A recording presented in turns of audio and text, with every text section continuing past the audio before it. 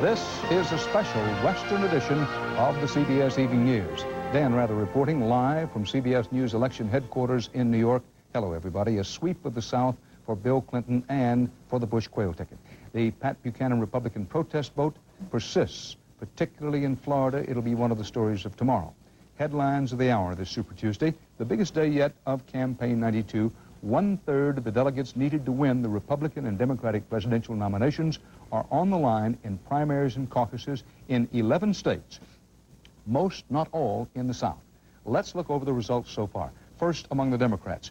In Texas, Bill Clinton wins. Tsongas a distant second in Texas. Mississippi, Clinton goes through. Mississippi burning, way out front. Tsongas a distant, may not even finish second in Mississippi. Tennessee, Bill Clinton again. Tennessee, a border southern state carried by George Bush in the last election. In this Democratic primary, Clinton wins it. Oklahoma, Tsongas not on the ballot there because of a bad foul up by his staff. So Jerry Brown may finish second in Oklahoma, but Clinton wins it. Massachusetts, only state thus far tonight that Tsongas definitely has won. Clinton in a tight fit with Brown in a battle for second place in Massachusetts. Now, in Florida, and this may be the biggest story of the evening, Clinton not only wins it, but wins it by a sizable margin over Tsongas. Tsongas thought that this might be his best chance for an upset. If so, he was wrong, dead wrong. Clinton wins it and wins it big. Now, with 2,145 delegates needed to win at the Democratic convention this summer, these are the delegate totals, including the results so far tonight. As you can see, Clinton is far out front. Is he a dead cinch to get the nomination? Nope. Does he have a long lead and momentum? Yeah. Now, on the Republican side, George Bush wins all across the board tonight. He wins in Texas. The combination of Buchanan and Duke did not do as well in Texas as some had expected. President Bush also won in Mississippi, but the combination of Buchanan and Duke did at least reasonably well there by their standards. In Tennessee, Bush wins and wins big there, but again, the combination of Buchanan and Duke made some inroads on it. In Oklahoma, President Bush runs away with it, as expected. In every state here, Bush wins. It's also the case in Massachusetts. He wins there, wins very big, and then in the earlier returns we had earlier this evening, in Florida, President Bush wins big, but note it, Buchanan getting about one-third of the Republicans who voted today against President Bush. Now, with 1105 needed to win at the Republican convention in Houston this summer, President Bush, you can already see, is virtually a gut cinch to get the nomination if he stays in the race, and no one expects him to get out, except possibly Pat Buchanan, who has called for him to get out. Now, covering the story tonight are three CBS News veterans, Susan Spencer at the White House, Richard Threlkeld in Miami, and Eric Ingberg down in New Orleans. First, let's go to Miami, where Richard Threlkeld is tracking the Democrats. Who's hot, who's not, and why? Richard? Dan, as expected, our exit polls in Texas showed that Clinton got a vast majority of the black and Hispanic vote. But what surprised all of us was the size of his victory in Florida, which had been thought to be a very closely fought two-man race, Clinton versus Tsongas. Bill Clinton arrived in Chicago late today to await the results of the primaries. And according to our exit polls of Florida voters, the key to Clinton's victory was how well he did with what's become his natural constituency. He got almost 3/4 of the Florida black vote. He got a majority of Florida's big senior citizen vote, those over 60. And 6 out of 10 Florida voters born in the South voted for Clinton. Another good sign for Clinton, more than half the voters in 5 southern states say they're happy with the candidates they have to choose from. Paul Tsongas is certain to win the primary in his home state, Massachusetts, but he's also tried hard to challenge Clinton in the South. But Florida emerged as the big battleground, and because it was so important, Florida voters have been witnessing an increasingly bitter campaign, and they've noticed. 46% of the Florida Democratic voters in our exit polls said that the two candidates have spent more time attacking each other. Only 42% thought they'd spent more time explaining the issues. Tsongas carries along a visual aid to accuse Clinton of pandering for votes. This is my opponent, Panda Bear. Clinton's been distributing a flyer to Jewish voters purporting to show that Tsongas is soft on support for Israel. And he's been running a TV ad bashing Tsongas' economic program. Another capital gains tax cut for the rich and a 50-cent hike in the gas tax over 10 years for the rest of us. The task for Paul Tsongas tonight, try to salvage a quarter at least of the delegates at stake tonight in order to keep going, Dan. Richard, what about Illinois and Michigan that are up next week? Tsongas now is nearing the must-win one of those two stages, is he not? He is indeed. Bill Clinton is going to get a huge bounce, big free media bounce in both those states because of tonight's victory. Tsongas, I think everybody would agree, needs to win at least one of those two states or he's going to be severely wounded. One other piece of advice, in either of those states, do not count out Jerry Brown. Let's move on to the Republican side. President Bush had some of his surrogates, Rich Bond, head of the Republican National Committee, and Pete Wilson, the governor of California, open up on Pat Buchanan, calling Buchanan, this is almost direct, racist, anti-Semitic. Susan Spencer is at the White House. Susan, how do they read tonight's returns? Well, the White House, as you can imagine, was fully prepared and well braced for that by now usual solid 1/3 of Republican voters to reject Mr. Bush. But although our CBS News exit polls show that about half the Buchanan voters say that they're not going to support the president in the fall either, the Bush campaign doesn't buy it. They don't believe it. They say those voters will be back, if only because they have no place else to go. CBS News exit polls show that independents and people who don't think of themselves as Republicans defecting to Pat Buchanan in substantial numbers. More reason for Mr. Bush's supporters' constant plea to the challenger, get out. Certainly has a right to run, and he's worked hard, but when it's over, it's over. Buchanan has won nothing and is not going to win anything. And I think the question becomes that he's got to decide on his own, at what point does this particular exercise cease to be a protest? Those protesting Buchanan voters, according to our exit polls, overwhelmingly feel the economy is in bad shape, have no clear idea where the president stands on issues, and do not like his broken pledge on taxes. Mr. Bush today re-emphasized where he stands on taxes now, at least on the Democrats' plan to raise taxes on the rich. And I'm going to veto that tax increase bill as soon as it's sent to me. Increasingly, this is how the Bush campaign is likely to look. Attacks on Congress rather than on Buchanan, and pronouncements from the White House rather than from the road. Mr. Bush may even try a national TV address when his declared deadline for economic action passes, trying to seize the initiative on the economy, the issue the polls say voters care about the most. The president's advisors concede that his message has at times been muddled, but given the kinds of numbers they're seeing tonight, they figure they've got enough time to unmuddle it before it really counts. Dan? Susan, Pat Buchanan is storming because he says part of the president's message now is have his surrogates dump all over Buchanan. Is the president's basic message likely to change now? I don't think you're going to see any change in the surrogates. I think the surrogates will continue to, as he puts it, dump all over him. On the other hand, the president is likely to be much more focused now on the Democratic Congress. He'll paint himself as the good guy protecting America from high taxes against the high-taxing Democrats on the Hill until he has an opponent. Susan Spencer from Pennsylvania Avenue. We go now live down to the Big Easy, New Orleans, where Eric Ingberg is watching how much the Pat Buchanan protest is cutting into the Bush-Quayle re-election drive and whether Buchanan can cut up the rival David Duke campaign. Eric, good evening. Dan, as Pat Buchanan left Louisiana today to begin his campaign in Michigan, he gave the White House another unwelcome reminder of how much trouble he can cause for George Bush in the fall election. Buchanan accused the president's hand-picked chief of the Republican National Committee, Rich Bond, of slandering him when he said on a weekend television talk show that Buchanan had hijacked David Duke's message of racial and religious intolerance. And Buchanan demanded that Bond be ousted as chief of the Republican Party. I'm going to tell every Republican I know not to give another dime to the Republican National Committee until he's out of there. And I said I will endorse George Bush. But when Mr. Bush comes over, if he wins, and asks us to help, I'll say, you got somebody there that thinks I'm David Duke and has said so. And we can't, if he's commanding the campaign, leading the campaign, our troops aren't marching under that character. Now, as for David Duke, Dan, the one thing is clear, even with the polls still open in Louisiana, is that David Duke has suffered a severe repudiation across the South and in the northern states where Super Tuesday primaries are being held. Duke has reached double figures in states where the polls are closed, only in Mississippi. Everywhere else, his numbers are well below double figures.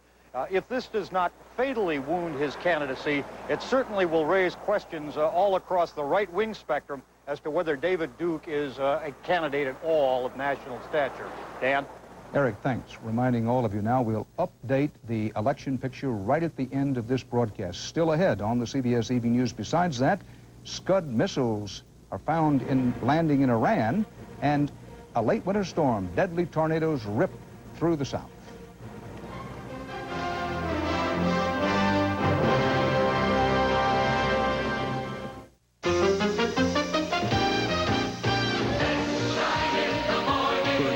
shining and disinfecting, nothing outperforms us in the bathroom. Dow Bathroom Cleaner, starring Scrubbing Bubbles. We work hard so you don't have to. Imagine a rent-a-car company that offers special delivery right to your door. That's Enterprise. Here, let me help you. Enterprise, a special rent-a-car company that gives you special delivery. Here's the problem. You need to remodel your house, but you don't know if you'll ever get to do it. Because in between need and get is a gap called not enough money. Well, it's easy to bridge that gap between need and get. Just go to First Interstate Bank, because First Interstate offers home improvement loans, car loans, and secured lines of credit at our lowest rates in years. So to go from need to get, just go to First Interstate Bank, and we'll help you get what you need. Last week, CBS News broke the story of how the U.S. Navy, under direction of President Bush, was tracking a North Korean ship in the Indian Ocean, preparing to intercept it and possibly board it before it reached the Persian Gulf. Well, there were red faces at the U.S. Defense Department today when officials were forced to acknowledge that that Korean ship had disappeared and then turned up in Iran. David Martin has the story. Navy ships and aircraft had been looking for the North Korean ship ever since it entered the Indian Ocean with what was believed to be a cargo of Scud missiles, a more accurate version of the weapon launched against Israel and Saudi Arabia during the Gulf War. But the naval dragnet came up empty. The North Korean ship apparently altered course to hug the shoreline and lose itself in coastal traffic. When it finally showed up, it was already in the Iranian port of Bandar Abbas, unloading its cargo. We were aware of the ship. We were certainly looking for it, and I don't know why we never found it. The Pentagon had planned to intercept the ship under the authority of the United Nations embargo of Iraq. Pentagon officials said they had the right to board and search it, as they have hundreds of other vessels over the past year and a half. Please stand by to accept the United States inspection team. But officials admitted that as long as the ship was bound for Iran, the U.S. had no legal justification to divert it, no matter what it was carrying. If the ship declared for Iran, and in fact that's where it went into Bandar Abbas, it would not come under the terms of the UN Security Council resolution. Early this morning, a second ship, this one of Iranian registry, which the Pentagon also suspects of carrying missile equipment, was located and challenged. It allowed to proceed after it responded that it was carrying steel and drilling material to Iran. The Pentagon now contends the failure to intercept the North Korean ship is no big deal, since it ended up in Iran and not Iraq. But the fact is, the Bush administration wanted to stop a suspected shipment of Scud missiles to the Middle East and couldn't. David Martin, CBS News, the Pentagon. Mad March weather spread eastward from the Great Plains today, striking from the Great Lakes to the Gulf of Mexico with rain, snow, freezing cold, and high wind. In Mississippi, a tornado killed 3 people, injured 40. James Hattori picks up the trail of destruction. Heavy rains and winds up to 70 miles per hour swept across much of Alabama and spawned several twisters. In Muscle Shoals, a service station and convenience store took a direct hit. 2 people inside narrowly escaped. Everything just blew up. You know, I didn't really hear the wind. It just sounded like a big explosion, and glass and debris started flying. Near Birmingham, 13 residents were injured in a mobile home park. All I heard was a bunch of loud raining and wind, and the next thing I knew, it sounded like a freight train and metal hitting a trailer. At Chicago's O'Hare Airport, the storm brought new snow and flight delays. An air traffic radar malfunctioned while on emergency power, leaving planes at the gate and passengers in the lurch. I finally got canceled after waiting 3 hours, and just fun at O'Hare when the weather's bad. After so many balmy days across much of the nation, this latest storm has spoiled hopes for an early spring. James Hattori, CBS News, Dallas. Coming up next, the money crunch. What happens when you pay to take a trip and then your travel agent takes a hike?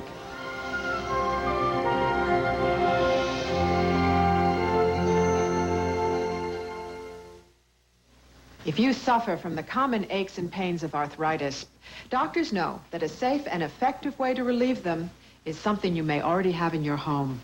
Extra strength Tylenol gel caps. Tylenol helps relieve arthritis pain without irritating your stomach, the way aspirin or even ibuprofen can. What should you take for your arthritis pain? Talk to your doctor. The answer may be closer than you think. Tylenol, the pain reliever hospitals use most.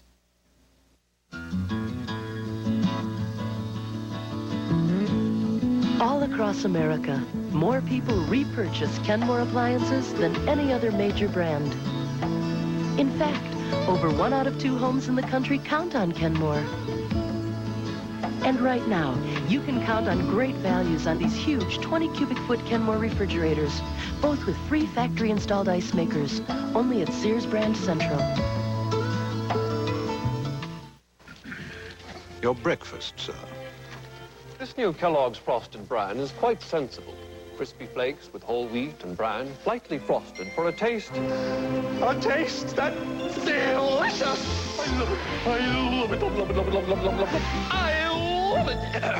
And new Kellogg's Frosted Bran has less sugar than you'd imagine, but the taste, it's out of...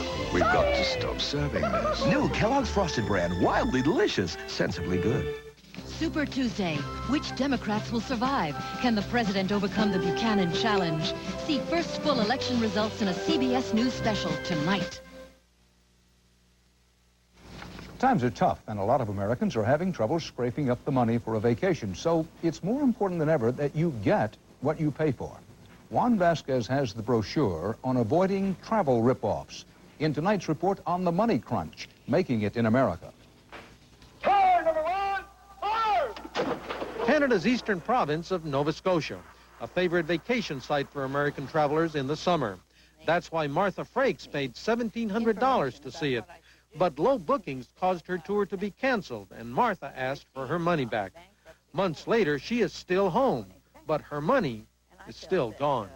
Holding our money for 5 months, I don't know what they were doing with it, was sort of unconscionable. It was a combination of things. The recession certainly has taken a tremendous bite out of us. The Gulf War, the first part of last year, ceased travel entirely. Sandra Rodriguez sold Martha Frakes the tour, but like many travel operators, she had a terrible year in 1991 and filed for bankruptcy. You had probably more people say, I want to get out of the business. You had more mergers where people would merge with other agencies, tour operators who would close their door and say, I can't survive. Those closed doors have meant headaches for travelers all over the country. Throughout the Gulf War and now the recession, a lot of vacationers planned for a trip only to discover at the last minute that the tour operator did not pay for it. The Bahamian government has... Some vacationers are stranded literally on the dock. 250 passengers left with nowhere to go after a tour agency failed to buy tickets for their cruise. The Parker, Colorado High School Marching Band was one of several invited to Florida's Blockbuster Bowl. It gave a travel agent nearly $100,000 to pay for the trip. The agent went bankrupt.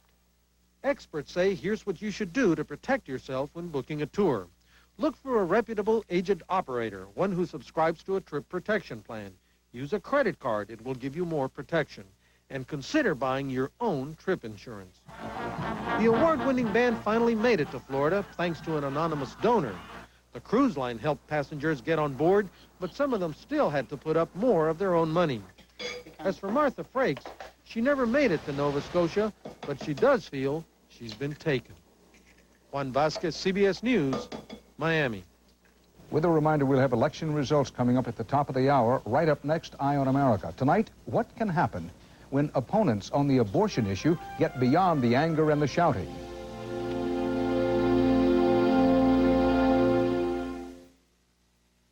As beneficial as self-examination is, Mary Brody won't feel the tiny lump in her breast for another 2 years. But she'll discover it tomorrow, after her first mammogram, thanks in part to a new X-ray film created by DuPont that makes it safer to start mammography early. And for Mary, early detection means a 2-year head start on the rest of her life. At DuPont, we make the things that make a difference.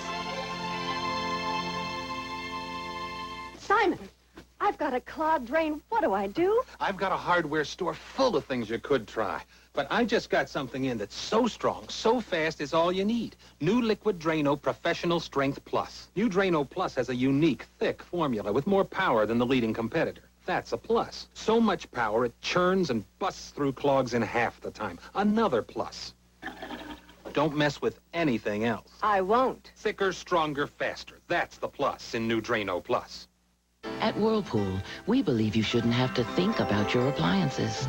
They should be so carefully designed, so solidly constructed, they'll do their jobs for years without your ever giving them a second thought. We're committed to building and backing all our appliances this way, and it shows in every one we make.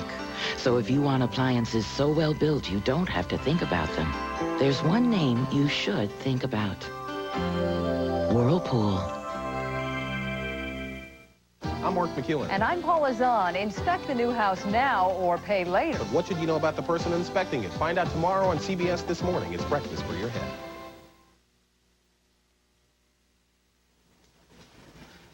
Tonight's Eye on America is about abortion. Now, before you say you've heard it all before, wait. You haven't heard this. Bruce Morton reports the story of how some dedicated Americans moved the abortion issue from a battleground to common ground.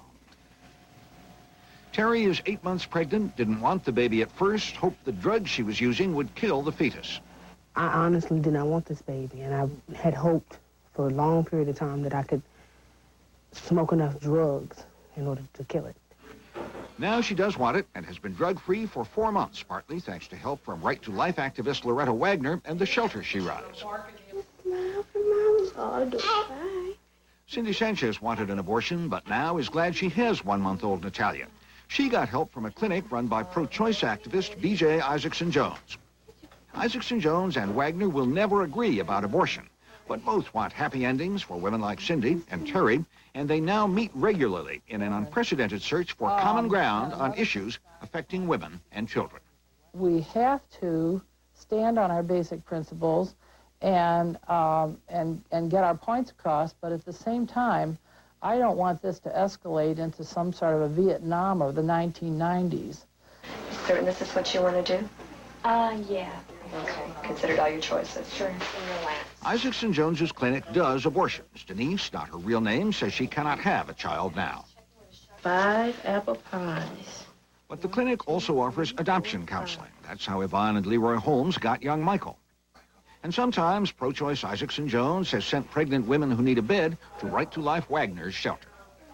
We understand that the disparaging labels used by both sides of the abortion debate do very little to help the woman with a crisis pregnancy.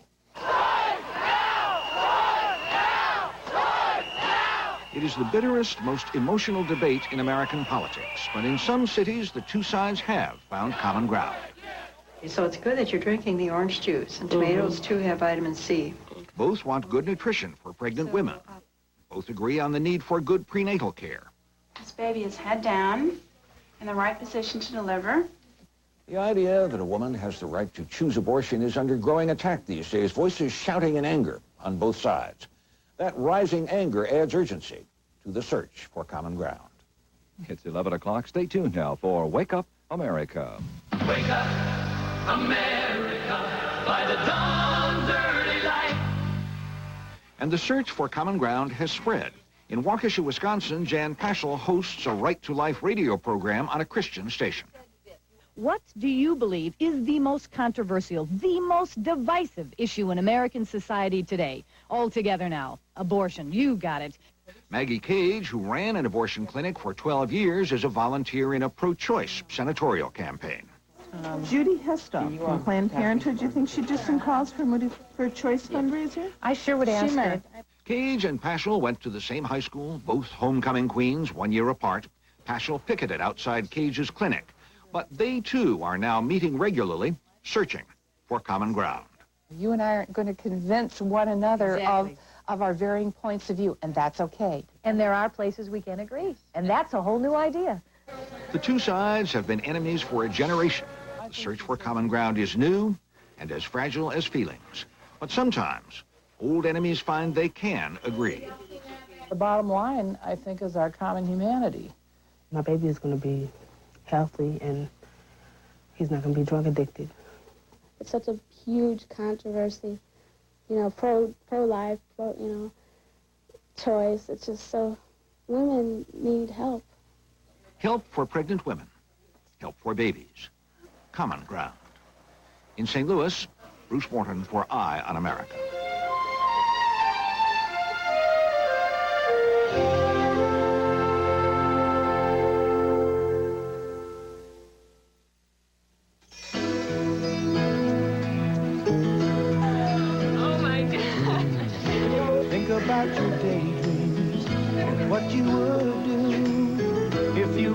10 million. Out of the blue, imagine the bell rings, the winner is you.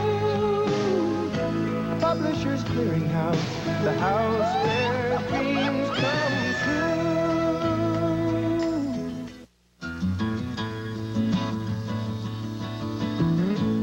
All across America, more people repurchase Kenmore appliances than any other brand. In fact, over 1 out of 2 homes in the country count on Kenmore. And right now, this Kenmore dishwasher with 3-level wash is at its lowest price ever. Only $328.99. Only through Saturday at Sears Brand Central.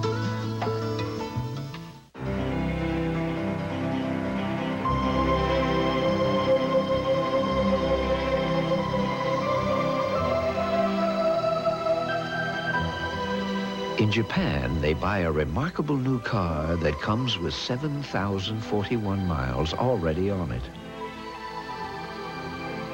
The Honda Accord from Marysville, Ohio, the best-selling American-made car in Japan. Doctor. Is it right for me? Habitrol. It's a patch. Well, you know, the patch. Habitrol. Habitrol. You know, Habitrol. It's a patch. It's new. Habitrol. Ask your doctor about Habitrol, nicotine transdermal system. Thanks, doctor. What do you smell? I smell nothing. It's almost like you're working to breathe. For fast relief, try Dristan 12-hour nasal spray. Now smell. Orange, yeah. Tristan nasal spray. Worked very fast. Tristan, the face of relief today. The Super Tuesday storylines of the hour. Bill Clinton sweeps the South. President Bush does too, but Mr. Bush fails to quell the protest vote for Pat Buchanan. Let's take a look. First, for the Democrats. These are the states won by Clinton: Texas, Florida, Mississippi, Tennessee, and Oklahoma. So far, Paul Tsongas has won only in his home state of Massachusetts.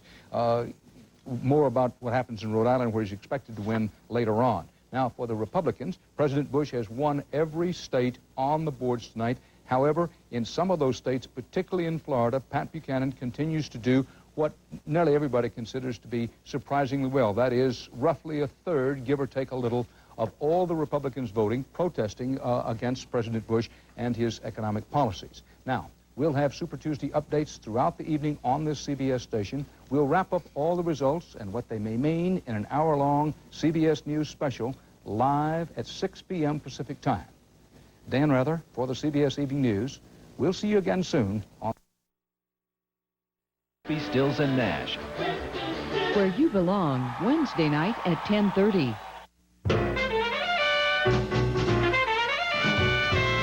The LA Times calls the Harper Brothers the most brilliant new jazz group of the decade. Catch their Oregon debut Saturday, March 14th at Portland's Fox Theater. Call Fax Tix 224-8499 for tickets.